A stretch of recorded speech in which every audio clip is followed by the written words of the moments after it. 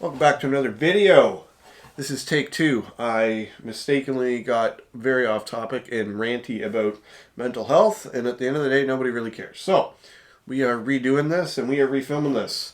My Segway broke. It turns out towing did something to it. I believe what happened is the ratchet strap got bound up in the back tire, and upon that, it overloaded the draw on the internal battery.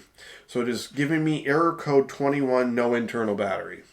So I have removed the handlebars and unplugged them, which is part of the assembly process. There is 6 screws, and then it slides out. This unplugs. I've removed the grocery hook, which again is just 2 screws.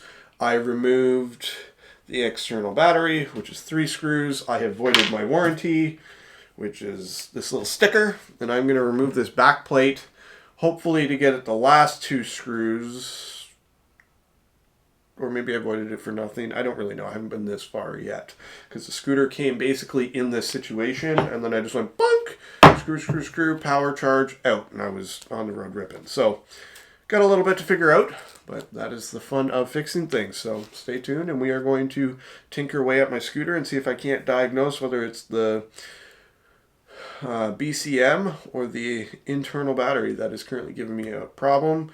The BCM used, I think, is about $65 on Amazon, and a new internal battery, I've seen them as cheap as $150. So depending on what damage I did depends on what it costs to fix.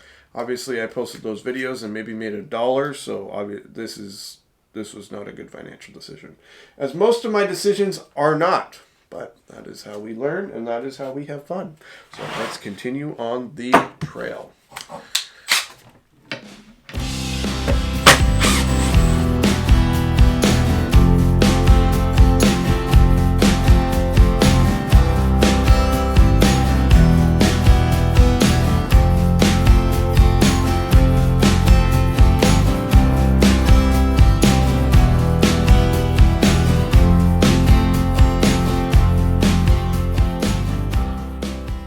We have now taken the battery completely out of the vehicle. There is a plug that twists at the bottom, and there is a plug that twists at the top. You feed the wires through. This is what holds it all in place in the tube where it's supposed to be. And then to get it aligned, there's notches in the slide. There is a groove also in here, as you can see there, kind of, sort of. Very interesting setup here. I had to check this blue light. This blue light will tell me whether this battery is good or not. If it's not blinking blue, the battery is essentially one of the cells, or all of the cells have faulted or broken of some capacity. So that blue light means that this is good. This was $150 to $250 to get this replaced. So I'm very pleased that that is good. However, this is the circuit board, voltage regulator, all of the things that do all of the things. The power goes from here to the wheel, and then when regenerative braking, it goes from here to here back to the battery.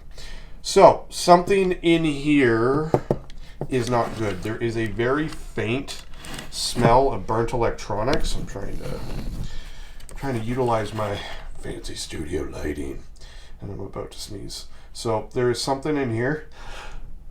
I told you, that is not happy. So I'm going to plug it all in while it's all disassembled in pieces here, just to make sure that maybe there wasn't a loose connection or something, because it potentially overheated to some capacity. So we're going to see if we can do kind of like a mock-up run before I order parts, spend money, or attempt to get this thing actually fixed.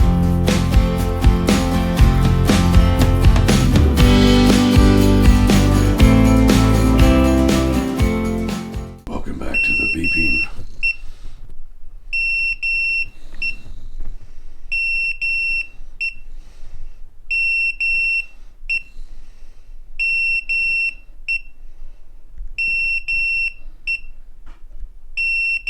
All right, now that we've kind of figured this out, I guess we got to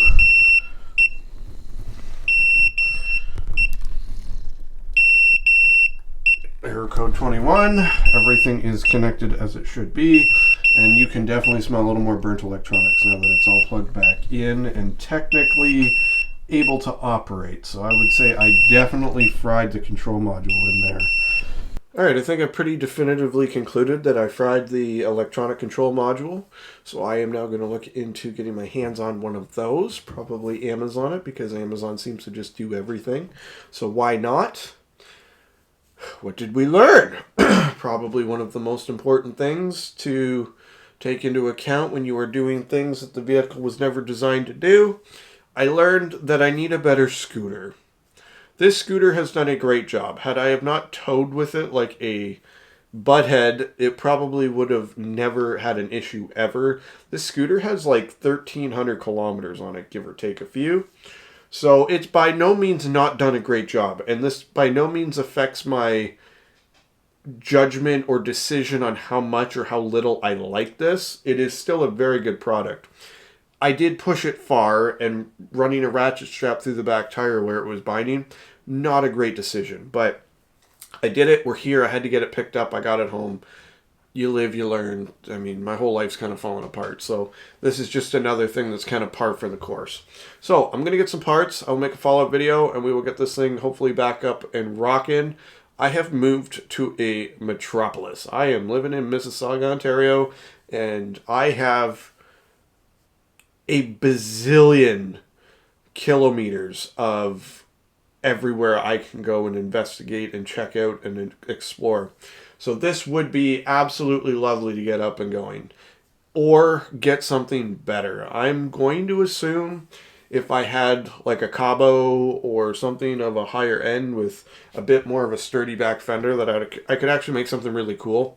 And hopefully like 3D print a hitch setup or something and do more of what I was doing. I don't think what I did was the problem. I think it's how I did it was the problem. So that is kind of my takeaway for now. So stay tuned for parts, fixing, and more adventures. I would love to take you around town and show you kind of what I'm up to and where I'm at, and use this as my catalyst. I'd also like to use this to go to the gym, because that was one of my favorite things I've ever done in my life. To roll up on this, put it inside the building, do my workout, come back, it's there, it's good, and zip home. Whew, best existence ever. So thanks for following along. Channel's doing some pretty great things in the future. Till next time, drive safe, take care, and behave, as always.